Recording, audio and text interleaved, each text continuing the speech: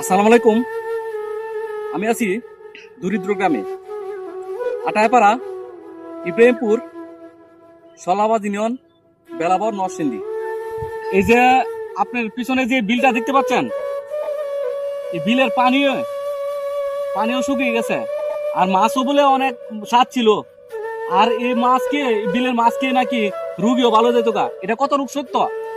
এটা সত্য। এই বিল দুনো খান্দা বন্ধ, এরপরে পানি আসা যা করতারে না।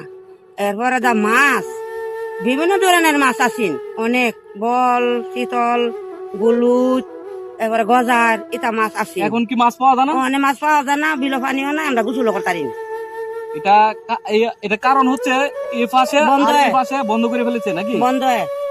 সরকারের কাছে আকুল আবেদন, আমাদের এই খালগুলি, এই দুই পাশের ডানে এবং বামের বিলের দুই পাশের হাল যাতে খনন করে দেয় সরকারের কাছে আকুল আবেদন।